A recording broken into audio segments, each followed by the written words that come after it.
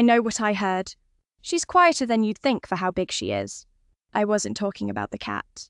I'm 29, and I've been living in this apartment for a little over 2 years now.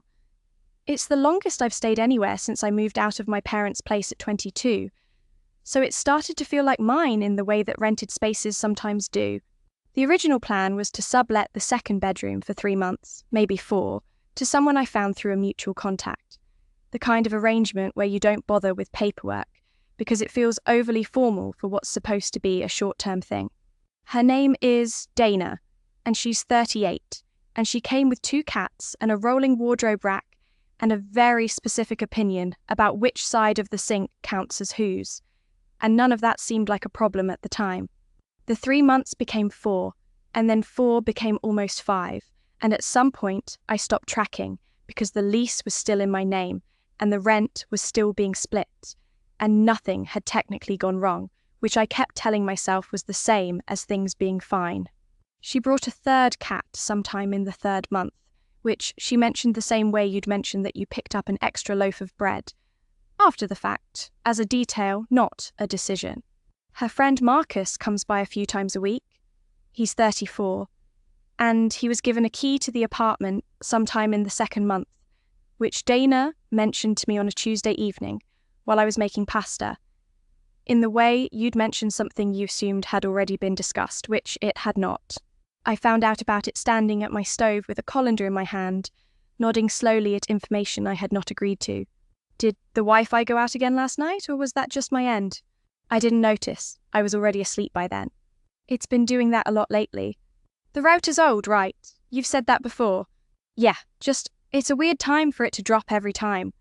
The camera I set up on my bookshelf around the end of the 2nd month was one of those small white cylindrical ones, the kind that connects to your phone and sends motion alerts. I put it on the 2nd shelf of the bookcase, facing the door, angled so it could see most of the room and part of the hallway through the gap when the door was open. The camera moved once. Not far, maybe a 1/4 inch to the left, which is the kind of thing you only notice if you're the kind of person who notices. And I am, apparently, that kind of person. I checked the footage, and there was nothing on it from that day, because the Wi-Fi had gone out sometime around 11 the night before, which happened occasionally because the router was old and temperamental, which was the explanation I used until it happened again the next Thursday, also after 10, also killing the camera feed along with everything else. It's probably just the one on the left side. Those older boxes do this. He's done this before, it's fine. Which breaker is it? The hall one, I think it's a bit hard to read. We can just flip it, it's not a big thing. I just want to know which one it is. The breaker box is in the utility closet off the hallway, the narrow one that also holds the vacuum, and a mop and a shelf of cleaning products neither of us bought. It has a flimsy plastic door that doesn't quite close flush, and the labels inside are written in 2 different pens. One neat, one rushed. I'd opened it maybe twice in 2 years, once when I blew a fuse, and once to show Dana where it was when she moved in. The specific breaker that kept tripping was the one labelled in the rushed pen, smudged slightly at the edge, the label reading something that might have been Hall, RTE, or might have been something else entirely. Marcus was there on a Wednesday evening when the breaker tripped. I could hear them talking in low voices in the living room before the lights went out, and then afterward, just quiet, and then the sound of him leaving. The front door clicking shut with a particular heaviness that meant someone was being careful about it. You've been keeping your door closed a lot more. I sleep better that way. Cleo's been scratching at it in the morning. Sorry about that. It's fine. I've been up anyway. You don't have to keep it closed because of her. She does settle eventually.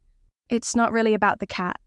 The 3rd time the Wi-Fi went out, I was already in bed with the door closed, phone nearly dead, and I lay there in the dark thinking about getting up to check the router and then didn't.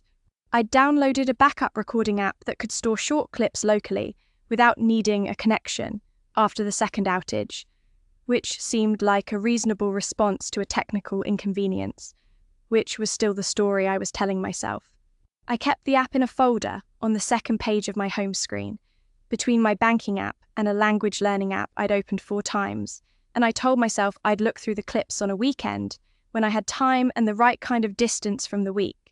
The door to my room closes but doesn't have a key lock, just the standard interior knob, which I'd never thought about before, and now thought about in the specific way you think about things you can't change without making it a whole thing.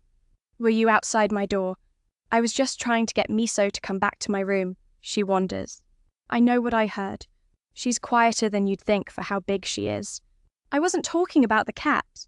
The grey cat came close to my door one evening while I was lying in bed, not asleep.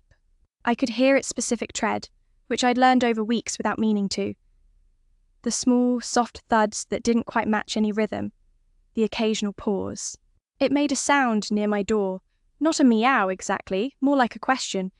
And then there was a noise from somewhere just past the door that was not the cat.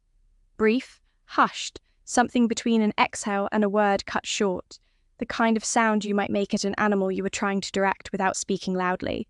I stayed still. My phone screen timed out and the room went fully dark, and I stayed in the position I was already in, which happened to be on my back with my arm across my stomach, which happened to look, I thought, like sleeping. The automatic air freshener is mounted on the wall beside the door frame, about shoulder height, cream-coloured, with a small blue indicator light that blinks once every 30 seconds or so. It cycles on a timer every 45 minutes or so, and the sound it makes is a short, pressurized hiss that's completely ordinary in the daytime, and somewhat less ordinary at 11:15 at night, when the apartment has been quiet for an hour. The evening it cycled and caused what sounded like a very large, very hurried movement in the hallway, something shifting away from the door quickly, with weight. I was already awake, had been awake, was lying in that specific stillness that isn't rest. After the movement, there was a pause, and then the sound of the kitchen faucet being turned on, the particular creak of that handle, the water running at a medium pressure that didn't quite match any task I could identify. I stayed in bed. The faucet ran for a while, the way water does when it's filling something, or the way it does when it's just running, and I couldn't tell from where I was which one it was, and I didn't get up to look. The camera on my bookshelf was angled at the door, and the Wi-Fi was on that night. Somewhere in the apartment, one of the cats landed on something soft, and the building made its usual building sounds, and eventually the water stopped. I opened the backup recording app and looked at it for a moment, and then I put the phone face down on the mattress beside me.